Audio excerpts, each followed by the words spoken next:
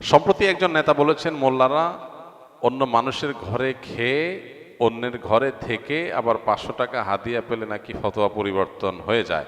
ঢালাওভাবে এভাবে বলা কতটা সঠিক, আপনি কিভাবে দেখছেন? 500 টাকা 1000 টাকা যারা মানুষের ঘরে খায়া লিল্লা খায়া যারা বড় হইয়া বড় বড় কথা বলে, এদের কথা এদের কোনো সেন্স কাজ করে বলে আমি মনে করি না। যাদেরকে 500 টাকার জায়গায় 1000 টাকা দিলে ওয়াজের বা মোনাজাতের ভাষা পরিবর্তন হয়ে যায়, এরা হইল মোল্লা মুন্সি। মোল্লাতন্ত্র কিন্তু ইসলাম নয়। কাজে এই বাংলাদেশে মোল্লাতন্ত্র হয়েছে আর ধর্মের নামে ব্যবসা শুরু হয়েছে। দেখেন, প্রথম কথা হলো, হুজুররা অনেকেই মানুষের দান খয়রাত হাদিয়া তোহফা এগুলো দিয়ে চলে।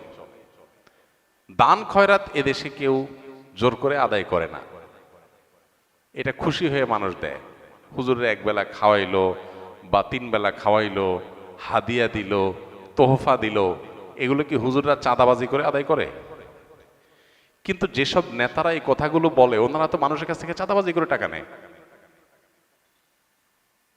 রাজনৈতিক নেতারা, আমি সবাইকে ঢালাওভাবে বলছি না, রাজনীতি করতে গিয়ে নেতা হতে গিয়ে মানুষের কাছ থেকে চাঁদাবাজি করে টাকা নেওয়ার কালচারে যারা অভ্যস্ত, বা যেই সোসাইটিতে সেরকম কালচার পলিটিশিয়ানদের মধ্যে অনেকের মধ্যে আছে, বিভিন্ন দলে আছে, সব দলেই কম বেশি আছে, এই কালচারে যারা ডুবে আছে, তারা যদি আলেম সমাজকে বলে 500 টাকা 1000 টাকা মানুষ আল্লাহর রাস্তায় দিলে খায়, তাহলে এটা হলো চালনি সুইকে যে বলে তোমার পেছনে ছিদ্র আছে, ওইরকম। একটা হলো মানুষ খুশি হয়ে দিচ্ছে, আরেকটা হলো আপনি জবরদস্তি আদায় করতেছেন। জবরদস্তি আদায় করে চাঁদাবাজি চলা কালচারের মধ্যে ডুবে থাকা একটা মানুষ যদি আলেম ওলামাদেরকে এ ধরনের কথা বলে, সেটা হলো সবচেয়ে লজ্জাজনক অধ্যায়, সবচেয়ে দুঃখজনক অধ্যায়। এই টোনে কথা যারা বলতো তারা তো পালায় গেছে দেশ থেকে। একসময় যারা এই টোনে কথা বলতো তারা এখন পলাতক। যেই মৌলভী সাহেবদেরকে নিয়ে কথাগুলো বলতো এরা কিন্তু দেশেই আছে।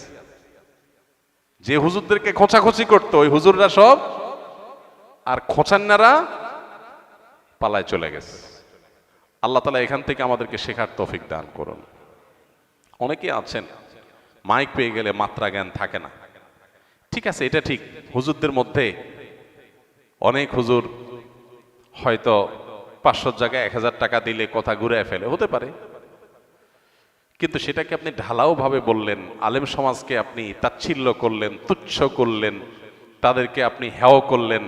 হ্যাঁ, একজন বা দুইজনের কোনো ভুল বা বিচ্যুতি হতেই পারে, সেটাকে ঢালাওভাবে বললেন। আপনি নিজে এবং আপনার নিজের অতীত, আপনার নিজের বাস্তবতাকে আপনি একটু দেখার চেষ্টা করেন, পেছনে ফিরে দেখেন, আয়নায় চেহারাটা দেখার চেষ্টা করবেন। লজ্জায় মাথা লাল হয়ে যাবে, আলেম সমাজের পিছনে লাগার সুযোগ আপনি পাবেন না। আল্লাহ এই সমস্ত মানুষকে হেদায়েত দান করুন, আমরা দোয়া করি। অনেক সময় দেখা যায় রাগের ক্ষোভের বশবর্তী হয়ে মানুষ ব্যালেন্স হারিয়ে ফেলে, লাগামহীন হয়ে যায়, যা খুশি তা বলে ফেলে, ধরাকে সরা জ্ঞান করে। কত হুমকি ধামকি দেশে আলেম আমাদেরকে মানুষ দিছে, তাদের অনেকে কবরে চলে গেছে, অনেকে দেশ ছেড়ে চলে গেছে, অনেকে এখন প্রায়শ্চিত্ত করতেছে। তো আমরা এই ভাইয়ের জন্য দোয়া করি, আল্লাহ তাআলা ওনাকে হেদায়েত দান করুন। অনবরত আলেম সমাজের বিরুদ্ধে বিষোদ্গার, এটা লক্ষণ খারাপ। কোন ইমানদার কোন আলেম সমাজের প্রতি বিষোদ্গার করতে পারে না। আলেমরা নবীদের ওয়ারিস, আলেমরা নবীদের ওয়ারিস। আলেমদের যে অবদান, সে অবদানের কারণে আপনি নিজে একজন সুসন্তান। আলেমরা যদি আমাদের মা বাবাদের বিয়ে না পড়াইতেন, তাহলে যারা আলেমদের সমালোচনা করেন তাদের জন্ম কি বৈধ হইতো? তা আলেমদের বিয়ে পড়ানোর কারণে জন্মটা কি হয়েছে? বৈধ হয়েছে। আলেমদের বিয়ে পড়ানোর কারণে আপনি বৈধ সন্তান হতে পেরেছেন।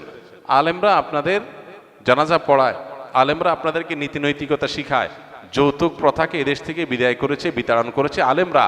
অনাচারের বিরুদ্ধে সোচ্চার থাকেন আলেমরা। আলেমদের অবদান খুঁজে পান না? হাজার হাজার অবদান আপনি খুঁজলে পাবেন। আল্লাহ তাআলা সেটা খোঁজার মতো বিবেক বুদ্ধি দান করুন। কোনো আলেম বা কোনো হুজুর বা কোনো টুপি দাঁড়িয়েলার কোনো কথায় আপনি হয়তো কষ্ট পেয়েছেন, হয়তো কেউ আপনাকে ঘোচা দিয়েছে, সেটা আপনি ঢালাওভাবে সব আলেমদের উপরে চাপানোর চেষ্টা করলেন। এটা দুর্ভাগ্যজনক একটা বাস্তবতা। আল্লাহ তাআলা আমাদের নেতাদেরকে সহনশীল হওয়ার তৌফিক দান করুন। কিভাবে মানুষ নেতা হয় যদি এতটুকু সহনশীলতা না থাকে, ঢালাওভাবে তার ক্ষোভ জেদ এটা উদ্গীরণ করে আলেম সমাজের উপরে। খুবই দুর্ভাগ্যজনক একটা বাস্তবতা। এদেশে আলেমদের প্রতি মানুষের যে সম্মান, এই সম্মান অন্য কোনো সেক্টরের মানুষের প্রতি নাই। অনেক পয়সাওয়ালা ক্ষমতাওয়ালা নেতা, তাদেরকে মানুষ সম্মান করে ভয়ে, আর আলেমদেরকে যে সম্মান করে সেটা হলো ভেতর থেকে স্বতঃস্ফূর্তভাবে। অতএব আলেমদের দেখে হিংসা হলে তাদের মতো চরিত্র অর্জন করেন, তাদের মতো হওয়ার চেষ্টা করেন, তাদের খোঁচাখুচি করে লাভ নাই।